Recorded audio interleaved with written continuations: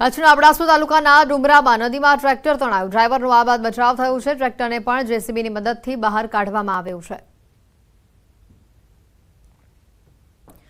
અબડાસાથી આ દ્રશ્યો સામે આવ્યા છે। ટ્રેક્ટરને જેસીબીની મદદથી બહાર કાઢવામાં આવ્યું। પાણીનો એટલો પ્રવાહ કે જેમાં આ ટ્રેક્ટર તણાઈને ફસાઈ ગયું હતું। જેસીબીની મદદથી આ ટ્રેક્ટરને બહાર કાઢવામાં આવ્યું। ડ્રાઈવરનો આખી ઘટનામાં આબાદ બચાવ થયો છે।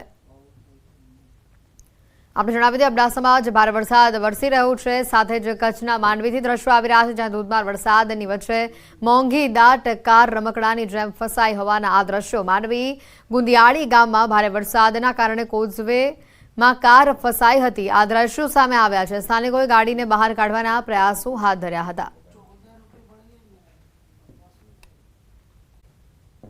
સુધી મુશળધાર વરસાદની આગાહી આપવામાં આવી છે। રાજ્યના 8 જિલ્લાની અંદર રેડ એલર્ટ આપવામાં આવ્યું છે। સાંજે 4 વાગ્યા સુધી 14 જિલ્લામાં ઓરેન્જ એલર્ટ છે। 11 જિલ્લાઓમાં યલો એલર્ટ છે। સુરત, તાપી, નવસારી, કચ્છ, જામનગર, દ્વારકામાં રેડ એલર્ટ આપવામાં આવ્યું છે। તો સાથે જ પોરબંદરમાં અતિ ભારે વરસાદની આગાહી કરાઈ છે। મોરબી, સુરેન્દ્રનગર અને રાજકોટની અંદર ઓરેન્જ એલર્ટ આપવામાં આવ્યું છે।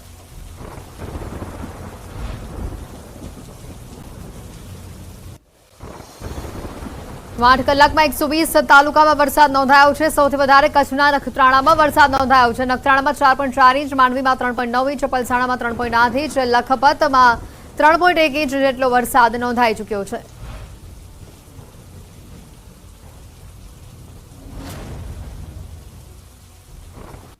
સૌરાષ્ટ્ર અને કચ્છમાં બારમે ખાંગા થયા હોય તે પ્રકારની સ્થિતિ સામે આવી રહી છે। અબડાસામાં ભારે વરસાદના કારણે ટ્રેક્ટર આખું તણાઈ ગયું।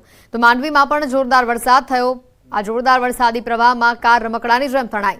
તો આ તરફ દ્વારકામાં પણ પાણીના જોરદાર પ્રવાહમાં કાર તણાતી હોવાના દ્રશ્યો સામે આવ્યા। આવી રહ્યા છે બામણસા ગેડ ગામે ઓજત નદી ગાંડીતુર થઈ છે। આંબાના ખેતરોમાં વરસાદી પાણી ફરી વળ્યા છે। સ્થાનિક ભરતભાઈ માડમે પોતાની સ્થિતિ વર્ણવી। ગેડમાં ગંભીર સ્થિતિનું અત્યારે નિર્માણ થવા પામ્યું છે।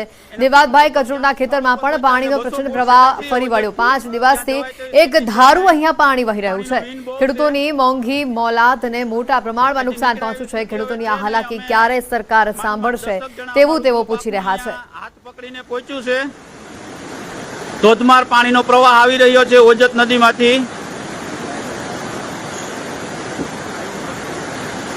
આપ જોઈ શકો છો, જે દિવાલના લાઈવ દ્રશ્યો આપે જોયા છે, દિવાલ પડતી હતી।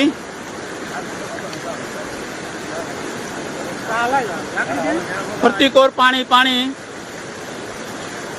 હવે અમે થોડુંક પાણીનો પ્રવાહ વધારે હોવાથી મોબાઈલ અંદર નાખું છું। અહીંયા ઉભા જતું નથી પાણી। આ અમે ઓજતની એકદમ નજીક પહોંચ્યા છે, જ્યાંથી પારો તૂટ્યો છે, દેવાજભાઈ કચોટની વાડી। અહીં આંબાનો બગીચો છે। આંબા પણ પડી જવાની તૈયારીમાં છે। દેવાજભાઈ કચોટના આંબા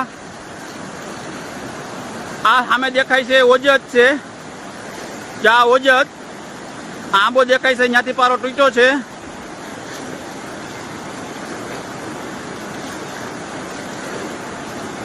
આપણે હાવ ઓજતની પારો જ્યાં તૂટ્યો છે ત્યાં હાવ નજીક પહોંચી ગયા છે। અમારું ગ્રુપ આખું અમે 10-12 જણા અહીં પહોંચ્યા છે।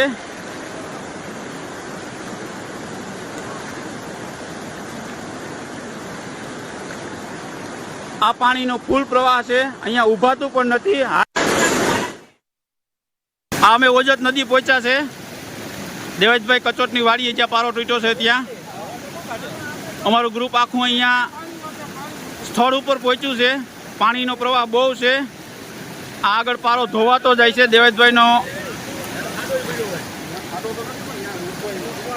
જોરદાર પાણી છે।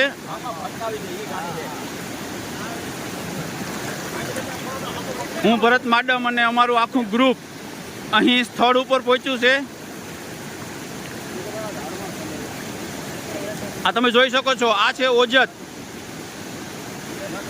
ઓજતની એક્ઝેક્ટ બાજુમાં જ્યાં પારો તૂટ્યો છે ત્યાં અમે પહોંચ્યા છીએ। અમારા ગ્રુપના 2 સભ્યો પાછળ રહી ગયા છે, તે અહીંયા પહોંચી શકતા નથી। તે ત્યાં દૂર ઊભા છે। ત્યાં અહીંયા ચાલી શકાય એવું નથી, પાડી નાખે છે. બામણસા ઘેડ ઓજત નદીનો જ્યાં પારો તૂટ્યો છે ત્યાં અમે હાજર છીએ. સ્થળ ઉપર પહોંચ્યા છીએ અમારા ગ્રુપ સાથે. આ પારો આગળ પડતો જાય છે અને પાણીની સ્પીડ જોઈ શકો છો આપ, કેવી સ્પીડથી પાણી આવે છે. આખું અમારું ગ્રુપ અહીંયા ભીગું છે. અહીંયા ઊભા દેતું નથી પાણી, આંબાના ભરોસે ઊભા છે. આ પાણીની સ્પીડ આપ જોઈ શકો છો. આ બધું પાણી આમ જાય છે.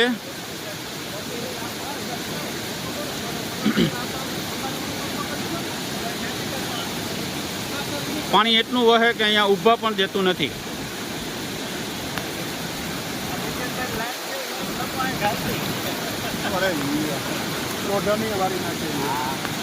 આ ઓજત નદી, અહીંથી પારો તૂટ્યો છે. દેવાજભાઈ કચોટની વાડીમાં જ્યાં પારો તૂટ્યો છે ત્યાં સ્થળ ઉપર પહોંચ્યા છે. ઉભેશ પાણી છે, અહીંથી નીકળવા દેતું નથી. ઉભેશ પાણી આવે છે, કઈસમા પાણી. દેવાજભાઈ કચોટ, આ છે ઓજત નદી, અહીંથી તૂટી છે. પાણી અહીંયા ઊભા દેતું નથી. ઉભેશ પાણી આવે છે, આમ પણ લાગત પાણી આવે છે. અહીંયા પણ પારો તૂટેલો છે અને અહીંયા પણ આ પારાની નજીક, એકદમ નજીક 200 ફૂટ દૂર અમે પહોંચ્યા છે. ત્યાં પાસે જવાય તેમ સ્થિતિ છે નહીં. હું ભરત માડમ, અમે અત્યારે અમારું ગ્રુપ અહીંયા પહોંચ્યું છે. આ પાણીના લાઈવ દ્રશ્યો આપ જોઈ રહ્યા છો, જે લાઈવ દિવાલ પડી હતી મારા વિડીયો મારફત આપ બધાએ જોયું હશે. આ પાણી, આ ઓજત પાણીનું વિન બહુ છે, કડીસામાં પાણી છે. આ મિતેશભાઈ કચોટ, એમની વાડી છે. એમની વાડીમાં અમે પહોંચ્યા છે. અહીં પારો તૂટ્યો છે. અહીં 500 ફૂટ અને 400-500 ફૂટ અહીં, એટલે ટોટલ 1900 ફૂટ પારો તૂટ્યો છે. આ ભીમસિંહભાઈ માડમની વાડી છે, એની બાજુમાં. ભીમસિંહભાઈ માડમની વાડીની એક્ઝેક્ટ બાજુમાં પારો તૂટ્યો છે. ત્યાંથી અનલિમિટેડ પાણી નીકળે છે. અને આજ 5મો દિવસ છે. 5મો દિવસથી આ પાણી બંધ નથી. આજ 5 દિવસ થયા છે, સતત પાણી નીકળે છે. આ ભીમસિંહભાઈના માડમમાં જો ધોતાણ પડે છે અને માંડવી કાઢી લીધી છે અહીંથી બધે. આમથી પાણી આવે છે. બલેશ્વર ગામ બેટમાં ફેરવાયું છે. બલેશ્વર ગામની 32 ગંગા ખાડીમાં ઘોડાપૂરની સ્થિતિ જોવા મળી છે. બલેશ્વર ગામમાં ફસાયેલા લોકોનું રેસ્ક્યુ કરવામાં આવ્યું. વહીવટી તંત્ર દ્વારા બલેશ્વર ગામમાં રેસ્ક્યુ ઓપરેશન હાથ ધરાયું. 30 થી 35 લોકોનું રેસ્ક્યુ ઓપરેશન હાથ ધરવામાં આવ્યું હતું.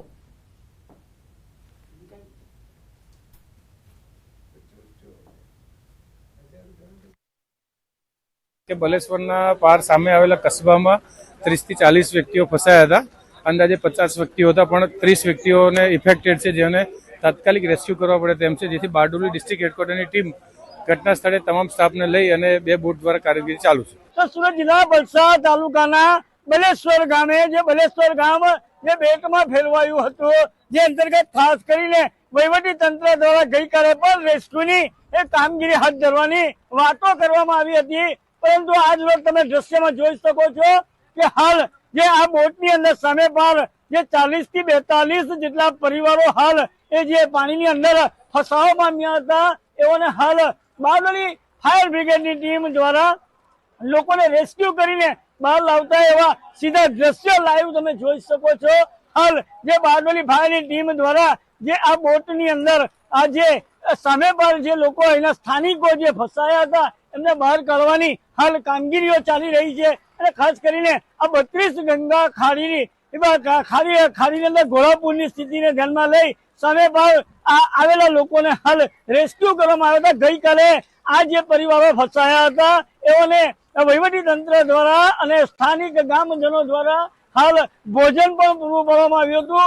દ્રશ્યને જોઈ શકો છો કે ફાયર બ્રિગેડના જવાનો જે બોટને ધક્કો મારીને અંદર જે સામે બહાર બેઠેલા હતા એ લોકોને રેસ્ક્યુ કરીને બહાર હાલ લાવી રહ્યા છે. લાઈવ દ્રશ્ય તમે જોઈ શકો છો કે ખાસ કરીને આ જે 40 થી 42 જેટલા પરિવારો એટલે કે 150 થી વધુ જણાઓ હાલ આ જે પાણીની અંદર ફસાયા હતા એ લોકોને હાલ બહાર કાઢવાની કામગીરી ચાલી રહી છે. અને દ્રશ્યમાં જોઈ શકો તો સીધા દ્રશ્યો કે જે હાલ આ જે બોટમાંથી આ લાઈવ કરીને અને રેસ્ક્યુ કરીને બહાર કાઢવામાં આવ્યા છે. આપણી સાથે ફાયર ઓફિસર સોની સાહેબ જોડાયા છે. જે સોની સાહેબ કઈ રીતે રેસ્ક્યુની કામગીરી કરાઈ, કેટલા લોકો ફસાયા છે, શું કહેશો? જે અત્યારે 25 જણા ફસાયા છે. અત્યારે 15 જણાને અમે કાઢ્યા છે. હજુ કામગીરી ચાલુ છે.